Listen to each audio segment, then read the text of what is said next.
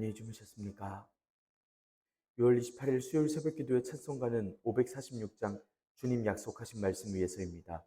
함께 읽으실 말씀은 고린도전서 14장 20절에서 25절의 말씀입니다.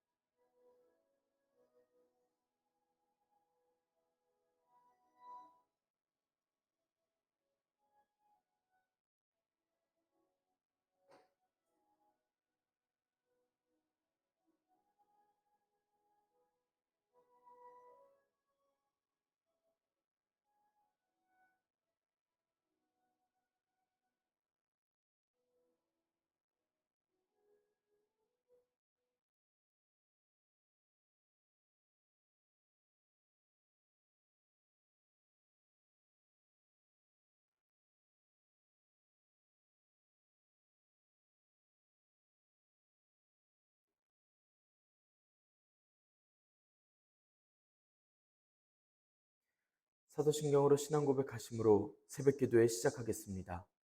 전능하사 천지를 만드신 하나님 아버지를 내가 믿사오며 그 외아들 우리 주 예수 그리스도를 믿사오니 이는 성령으로 잉태하사 동정녀 마리아에게 나시고 본디오 빌라도에게 고난을 받으사 십자가에 못 박혀 죽으시고 장사한 지 사흘 만에 죽은 자 가운데서 다시 살아나시며 하늘에 오르사 전능하신 하나님 우편에 앉아 계시다가 저리로서 산자와 죽은 자를 심판하러 오시리라. 성령을 믿사오며 거룩한 공예와 성도가 서로 교통하는 것과 죄를 사하여 주시는 것과 몸이 다시 사는 것과 영원히 사는 것을 믿사옵나이다. 아멘. 찬송가 546장 주님 약속하신 말씀 위에서입니다. 주님 약속하신 말씀 위에서 영원토록 주를 찬송하리라. 소리 높여 주께 영광 돌리며 약속 믿고 굳게 서리라. 굳게 서리 영원하신 말씀 위에 굳게 서리. 굳게 서리 그 말씀 위에 굳게 서리라. 주님 약속하신 말씀 위에서 세상 염려 내게 엄습할 때에 용감하게 힘써 싸워 이기며 약속 믿고 굳게 서리라. 굳게 서리 영원하신 말씀 위에 굳게 서리. 굳게 서리 그 말씀 위에 굳게 서리라.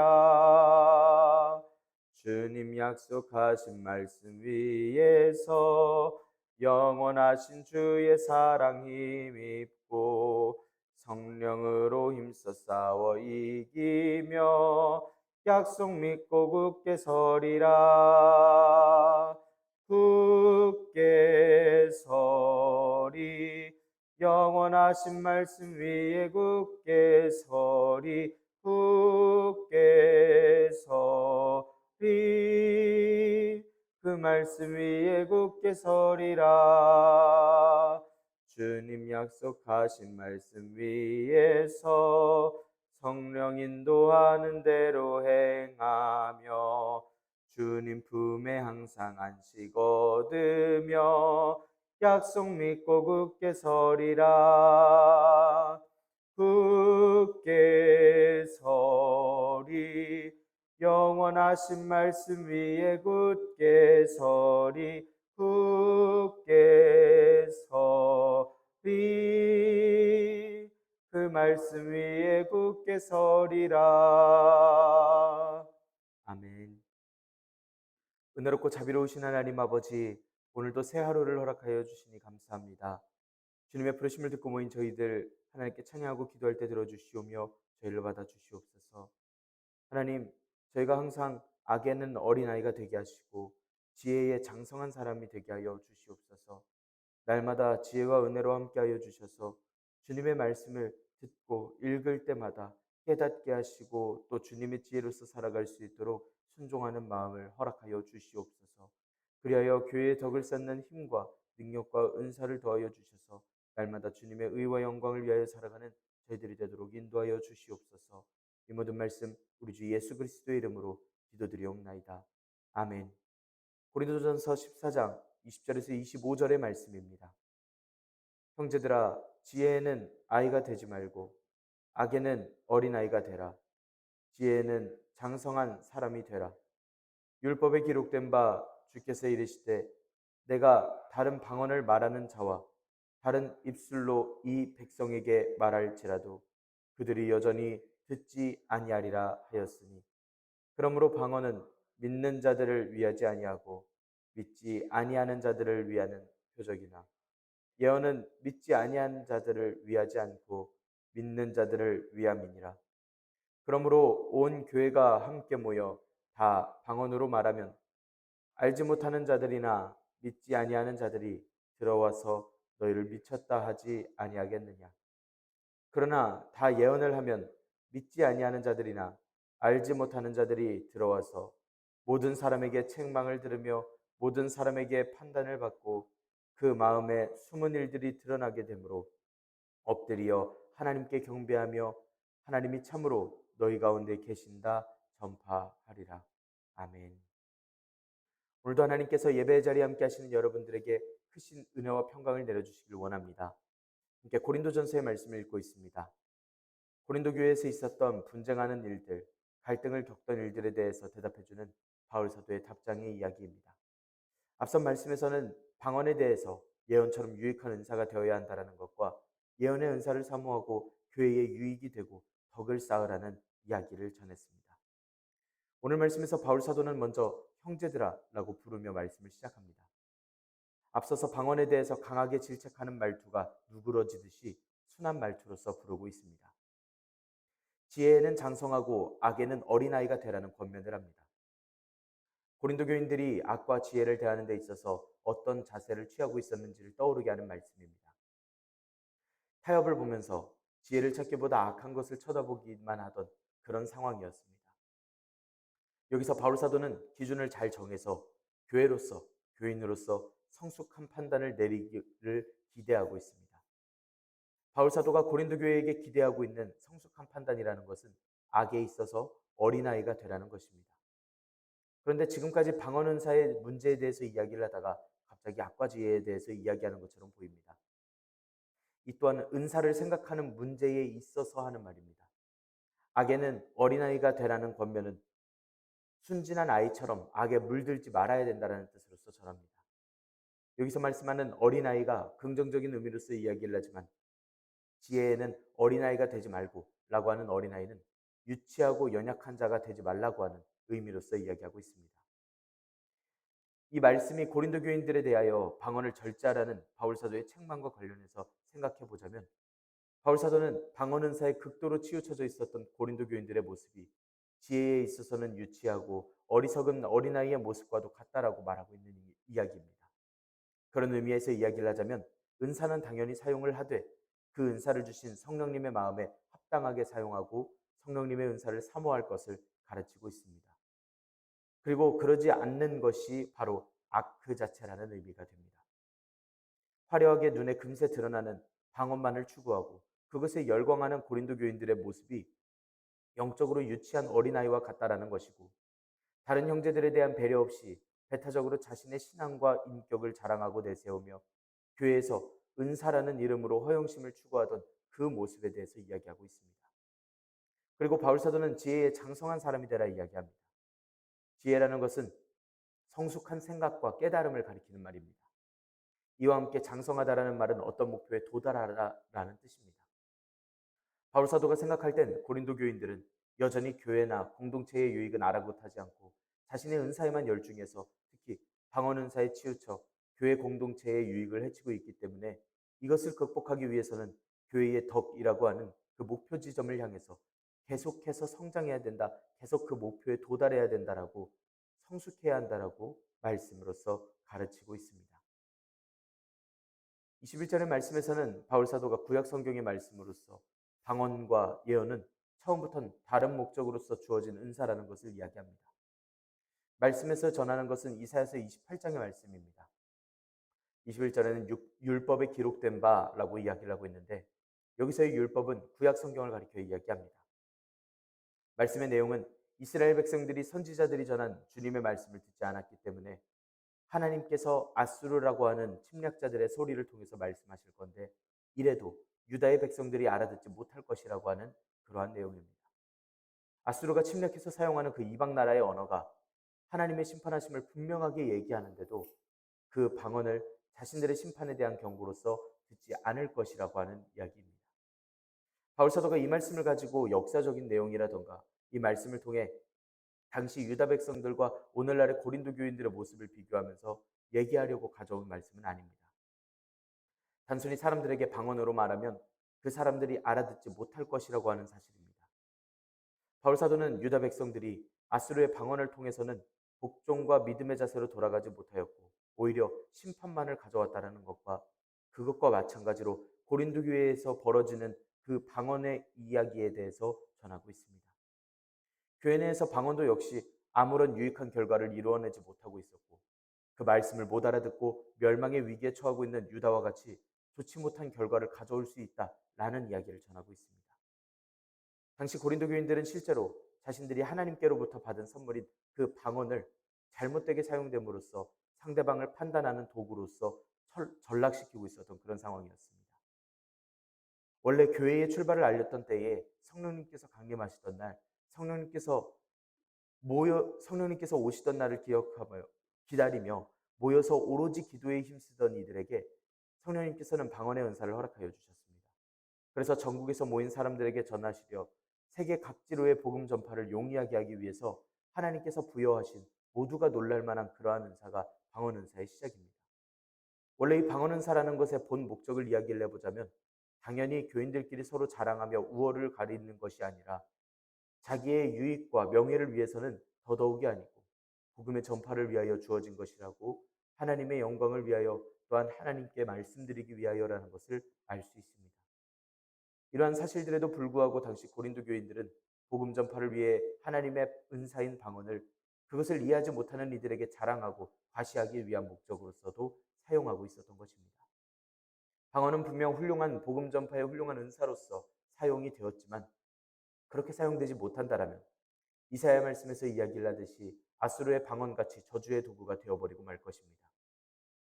그렇기 때문에 고린도 교인들은 방언이 자신의 방언이라는 은사가 어떤 존재인지를 알고서 올바르게 사용할 필요가 있음을 알게 하는 말씀입니다. 22절의 말씀 함께 읽겠습니다. 그러므로 방언을 믿는 자들을 위하지 아니하고 믿지 아니하는 자들을 위하는 표적이나 예언은 믿지 아니하는 자들을 위하지 않고 믿는 자들을 위함이니라. 표적이라고 하는 단어는 어떤 인격이나 사물을 다른 것과는 구별해 주는 것이라는 뜻이기도 하고, 하나님께서 보내주신 사람들을 보증해 주시는 것, 사람들이 자신의 하는 일이 하나님께서 주신 것을 입증하는 것이라는 뜻이 되기도 합니다.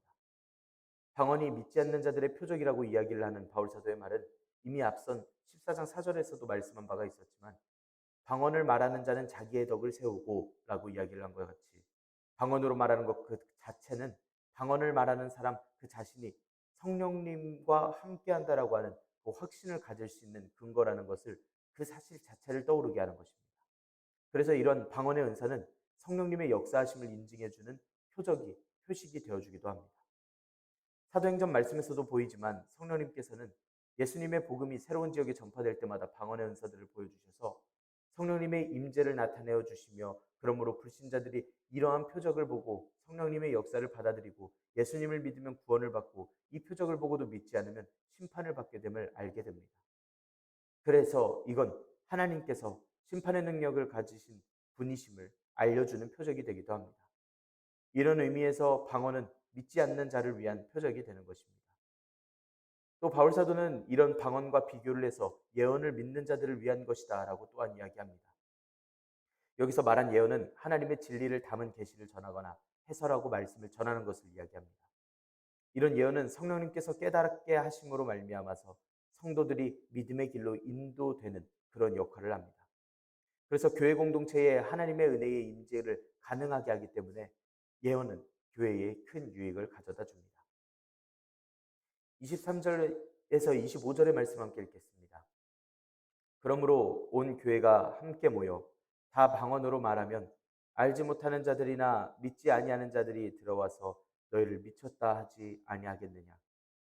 그러나 다 예언을 하면 믿지 아니하는 자들이나 알지 못하는 자들이 들어와서 모든 사람에게 책망을 들으며 모든 사람에게 판단을 받고, 그 마음에 숨은 일들이 드러나게 되므로 엎드려 하나님께 경배하며 하나님이 참으로 너희 가운데 계신다 전파하리라.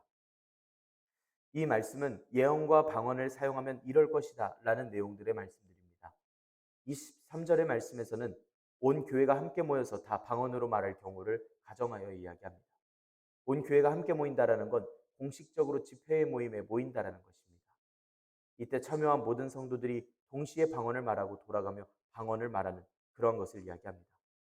그러면 그들 중에 있는 초신자들과 믿지 않는 자들은 전혀 알아듣지 못하는 그 방언으로 말하는 것을 비상식적인 행동으로서 생각할 수도 있고, 심지어 미친 사람 취급을 할 수도 있는 노릇이었습니다. 실제로 성령님께서 은사를 주셨던 날에 오로지 모여 기도하던 이들을 향하여서 사도행전 말씀에선 사람들이 낮부터 술에 취했다라고 조롱하기도 했었습니다. 알지 못하는 자들이라는 말은 믿지 아니하는 자들은 영적인 은사를 아직 체험하지 못한 이들, 그리고 교회 밖에 믿지 않는 이들을 가리켜 이야기합니다. 그래서 이 말씀은 교회 안에 믿는 자, 믿지 않는 자가 다 있었음을 이야기하는 말이 되어주기도 합니다. 이들이 이런 모습들을 보면서 미쳤다라고 이야기를 한다는 것입니다. 너희들이 계속 미쳐서 헛소리를 하는구나, 미쳐 날뛰는구나 라고 이야기를 하는 그러한 원어가 됩니다. 대단한 것이 아닌 경멸한다라고 하는 뜻이 됩니다. 방언을 다 같이 말하면 이런 폐해가 있다라면 24절의 말씀에서는 온 교회가 함께 모여 다 예언할 경우를 또한 비교하여 이야기합니다. 바울 사도는 믿지 아니하는 자들이나 무식한 자들이 들어와서 모든 사람에게 책망을 들으면서 모든 사람에게 판단을 받는 결과를 낳을 것이라 이야기합니다. 책망을 듣는다는 건 부끄럽게 하다, 비난하다라는 원어를 써서 개인적으로나 공개적으로 죄를 보여줘서 부끄럽게 한다는 뜻입니다. 또 회개를 촉구한다라는 의미도 나타냅니다. 예언은 이렇게 듣는 자들로 하여금 자신들의 죄를 깨닫게 하고 마음속에 죄책감이 일어나게 하는 그러한 역할을 합니다. 그리고 판단을 받고 라고 하는 말씀은 철저하게 판단하다, 자세하게 조사하다라는 원어입니다.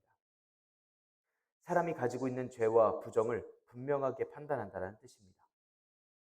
이건 교회 안에 있는 모든 성도들이 방언처럼 알아듣지 못하는 말이 아닌 분명하게 또렷하게 알아들을 수 있는 예언을 할 경우에, 예언에 대해서 어렴풋이 알고 있는 초신자들이나 그것을 전혀 알지 못하는 믿지 않는 자들이라 할지라도 자신들의 죄를 회개하고 돌아올 수 있는 그런 결과를 가져온다는 뜻입니다. 방언 은사가 다른 마음에 아무런 열매를 맺지 못한다라고 하는 14절의 말씀처럼 이루어지는 것과는 달리 예언은 사람들로 하여금 회심하게 하고 회개하는 일을 할 것이라고 하는 말씀입니다.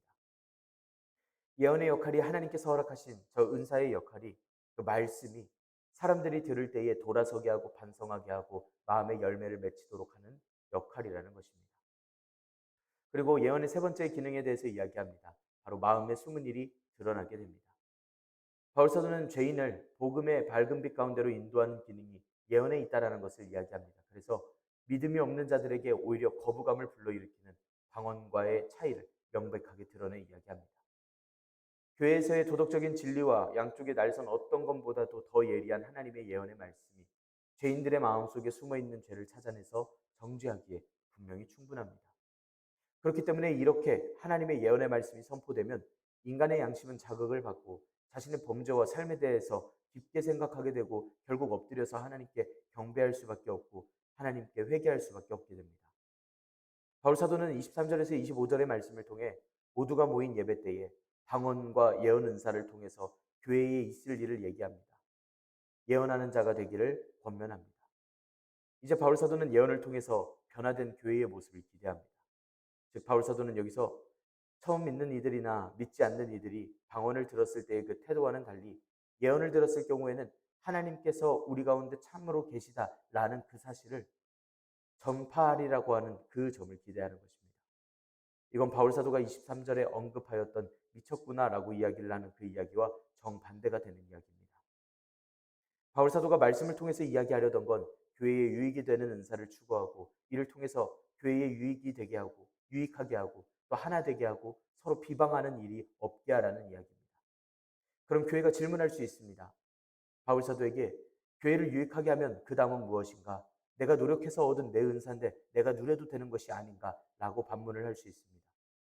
그렇기 때문에 이 은사가 하나님께로부터 성령님께로부터 허락되어서 나온 은사임을 가르쳐 주었고 이제 교회에게 유익이 되지 못하고 스스로만 드러나려고 하는 그 은사의 역할과 교회에게 덕을 세워주는 은사의 역할과 그 결과들을 극단적이지만 확실하게 이야기를 해서 교회는 이제 자신의 드러남이 아닌 교회를 이루고 또 새로운 이들을 전도하는 데에 더욱더 집중하여 꿈을 꾸게 됩니다.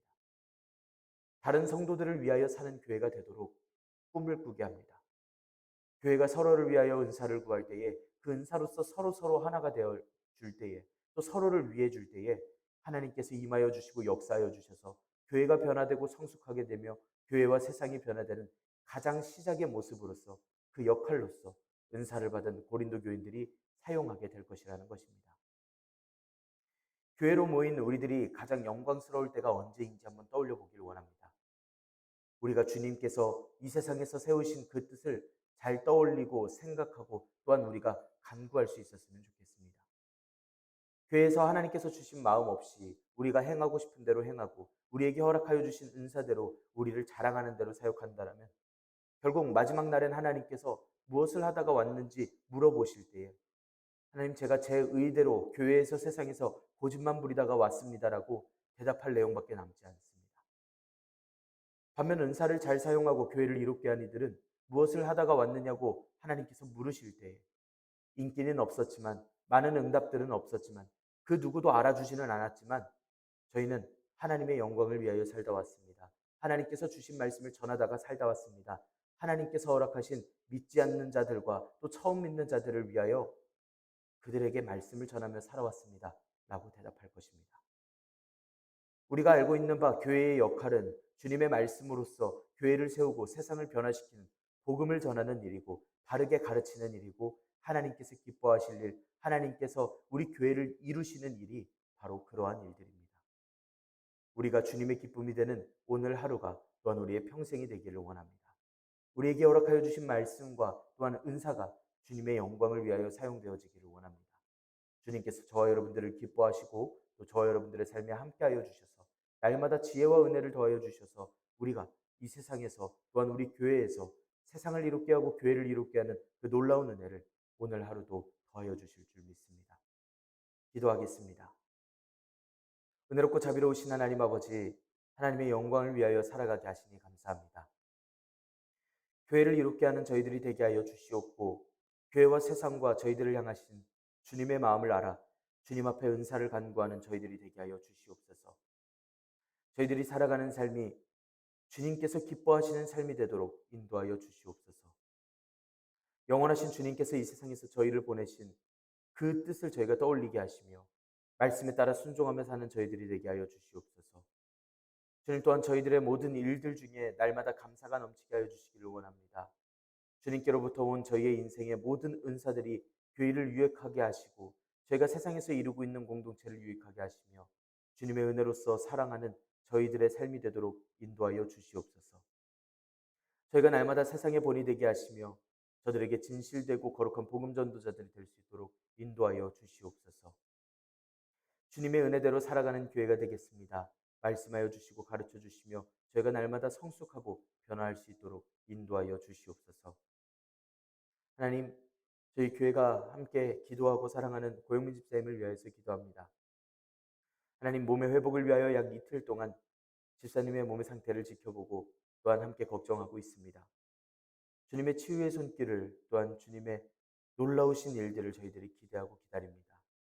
주님께서 치유하시고 회복하시는 은혜로서 집사님이 완쾌되고 또한 걱정하고 있는 교인들과 가족들의 걱정을 없애주시며 또한 눈물 흘리고 아파하고 있는 집사님과 함께하여 주셔서 위로하여 주시고 몸과 마음이 온전해지도록 주님 인도하여 주시옵소서. 주님, 날마다 주님께 영광을 올려드리고 주님께로 나아와 주님의 놀라우신 치유의 역사를 자랑하고 또한 간증하는 귀한 은혜가 저희 교회에 또한 집사님의 가정에게 있게 하여 주시옵소서. 이 모든 말씀 우리 주 예수 그리스도의 이름으로 기도드리옵나이다. 아멘.